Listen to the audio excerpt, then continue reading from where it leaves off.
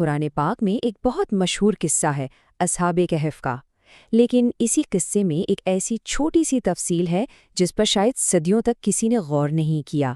آج ہم اسی قصے میں چھپی ایک سائنسی پہیلی کو سمجھنے کی کوشش کریں گے۔ 309 سال تک انسانوں کا سوتے رہنا، یہ اپنے آپ میں ایک بہت بڑا معجزہ ہے۔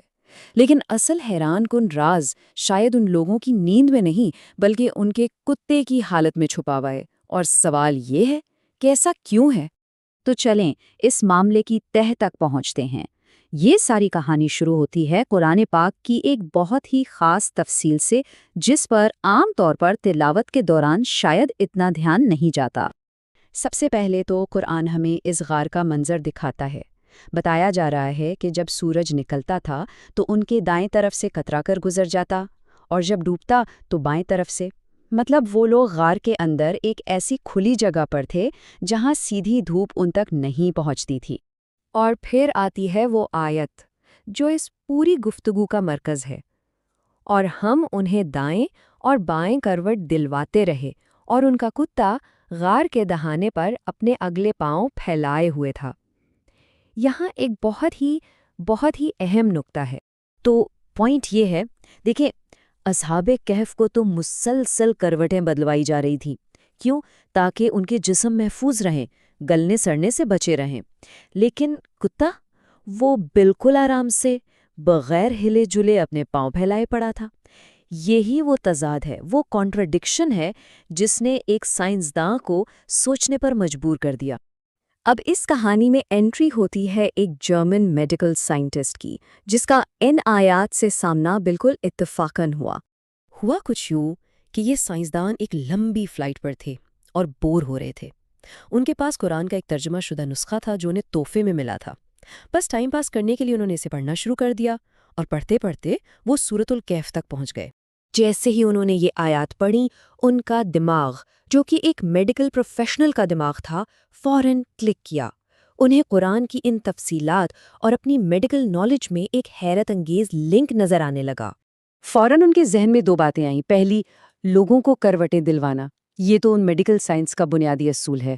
جو مریض لمبے عرصے تک بستر پر رہتے ہیں، انہیں بستر کے زخموں یعنی بیڈ سورس سے بچانے کے لیے ایسا ہی کیا جاتا ہے۔ اور دوسری چیز، غار میں براہ راست دھوپ کا نہ آنا، یہ بھی ہوا کی آمد و رفت اور جلد کو نقصان سے بچانے کے لیے ایک بہترین سیٹ اپ ہے۔ دونوں ہی باتیں جدید میڈیکل سائنس کے عین مطابق تھیں۔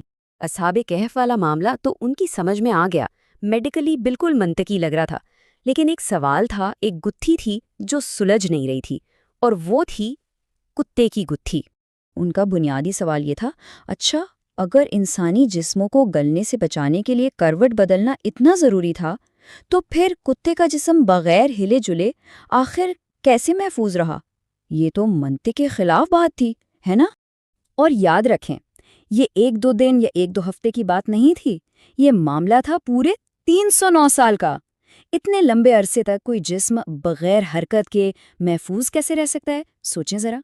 بس یہی وہ سوال تھا جس نے اس سائنسدان کو چین سے بیٹھنے نہیں دیا، اور اس نے تحقیق شروع کر دی، اور اس تحقیق کا نتیجہ ایک ایسا انکشاف تھا جس نے سب کو حیران کر دیا۔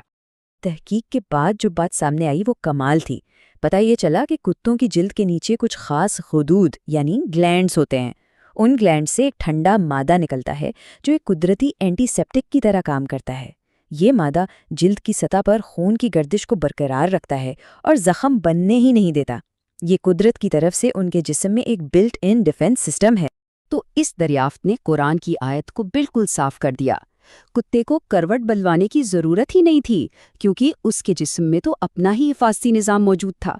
اب سمجھ میں آیا کہ قرآن نے صرف انسانوں کے پلٹنے کا ذکر کیوں کیا، کتے کا کیوں نہیں؟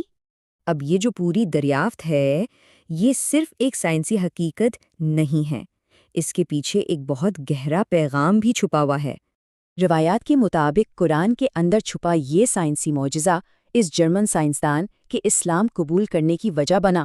دیکھا کیسے ایک عقلی تلاش ایک روحانی سفر پر جا کے ختم ہوئی، اور یہ پورا واقعہ قرآن کی اس آیت کی زندہ مثال ہے۔